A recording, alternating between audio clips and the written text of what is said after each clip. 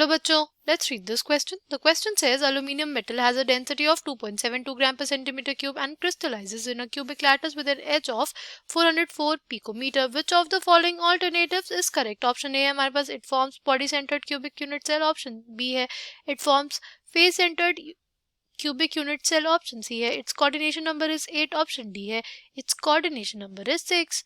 The key concept for this question is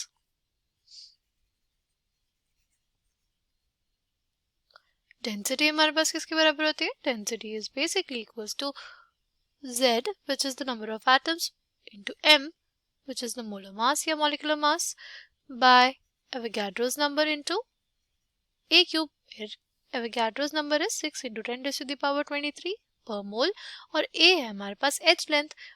अगर हम लोग बात करें इस क्वेश्चन की तो हमारे पास क्या दिया हुआ है? हमारे पास दिया हुआ है डेंसिटी. डेंसिटी कितना दी हुई है? डेंसिटी दी हुई है 2.72 ग्राम पर सेंटीमीटर क्यूब, राइट. अगर हम लोग बात करते हैं अवोगाड्रोस नंबर की तो वो कितना हो जाएगा? 6 into 10 raised to the power 23 पर मोल.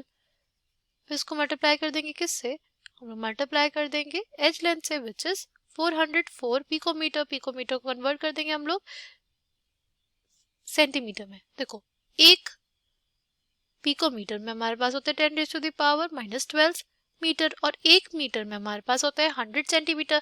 यानी एक पिकोमीटर में हमारे पास हो जाएगा 10 raised to the power -10 centimetre. तो उसको लिख देंगे 10 raised to the power -10 centimetre power 3, right. अच्छा, इसको डिवाइड किससे कर देंगे? इसको डिवाइड कर देंगे हम m से. m क्या हो जाएगा? m हो जाएगा हमारे पास जो हमारा मॉलिक्यूलर मास होता है या हमारा एटॉमिक मास है. इस केस में एटॉमिक मास होगा किसका? एल्यूमिनियम का. कितना होता है वो होता है हमारे पास 27 ग्राम पर मोल, राइट. अब Z के लिए जब हम लोग सॉल्व करेंगे तो क्या आ जाएगा हमारे पास? देखो, ग्राम से हमारे पास ग्राम कट गया, पर मोल से पर मोल कट गया, सेंटीमीटर क्यूब जो यहाँ से आएगा वो पर सेंटीमीटर क्यूब से कट जाएगा. जो हमारे पास फाइनल आंसर आएगा ना, वो आएगा 4 के बराबर. वो फाइनल आंसर कितना आएगा? 4 के बराबर. तो अगर हम लोग अपने ऑप्शंस देखें तो ऑप्शन ए है कि it forms a body centred cubic unit cell. देखो, body centred cubic unit cell होता है तो हमारे पास जो नंबर ऑफ एटम्स होते हैं ना उसमें वो 2 होते हैं, राइट. क्योंकि हमारे पास जो पार्टिकल्स प्रेजेंट रहते हैं वो कहाँ पे प्रेजेंट रहते हैं? बॉडी सेंटर में. बॉडी सेंटर यूनिट सेल में पार्टिकल्स हमारे पास प्रेजेंट रहते हैं कहाँ पे? एक तो बॉडी सेंटर पे, राइट, और कहाँ पे? कॉर्नर्स पे.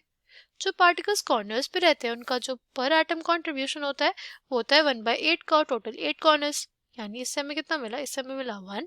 और बॉडी सेंटर पे वो तो क्लोज रहता है विद इन, तो इसलिए उसका कंट्रीब्यूशन 1. यानी जो Z आता है हमारे पास बॉडी सेंटर यूनिट सेल के लिए वो आता है 2 के बराबर, पर हमारे पास आया है 4. यानी ये जो ऑप्शन है हमारे पास गलत हो जाएगा. फिर अगर हम लोग बात करते हैं ऑप्शन बी की, it forms face centred cubic unit cell. तो अगर हम लोग बात करते हैं face centred cubic unit cell तो हमारे पास जो पार्टिकल्स होते हैं वो कहाँ प्रेजेंट रहते हैं? पार्टिकल्स हमारे पास प्रेजेंट रहते हैं फेस सेंटर पे, फिर हमारे पास प्रेजेंट रहते हैं कॉर्नर्स पे, ठीक. तो बताया मैंने, कॉर्नर्स के जो पार्टिकल्स हैं उनका पर एटम कंट्रीब्यूशन 1/8 इंटू क्या हो जाएगा? 8, क्योंकि 8 कॉर्नर्स होते हैं हमारे पास, ये तो हमें दे देगा 1. अगर हम लोग बात करते हैं फेस सेंटर्स की तो हमारे पास टोटल होते हैं 6 फेसेस, और जो पार्टिकल्स हमारे फेसेस पे रहते हैं उनका जो पर एटम कंट्रीब्यूशन होता है वो होता है 1/2. कितना होता है? 1/2. तो 1/2 इंटू 6 हो जाएगा, तो कितना हो जाएगा? 3. यानी 3 + 1 विल बी इक्वल्स टू 4.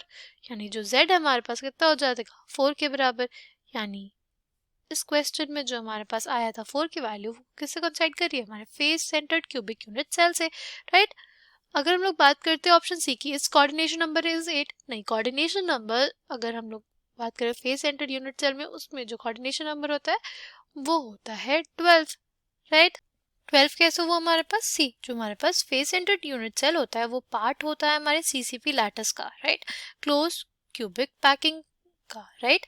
तो उसमें हमारे पास जो कोऑर्डिनेशन नंबर यानी the number of particles actually touching a single particle will be 12. Okay, तो ऑप्शन सी और ऑप्शन डी गलत है हमारे पास. Correct answer for this question will be option B. I hope you understood well. Thank you and all the best.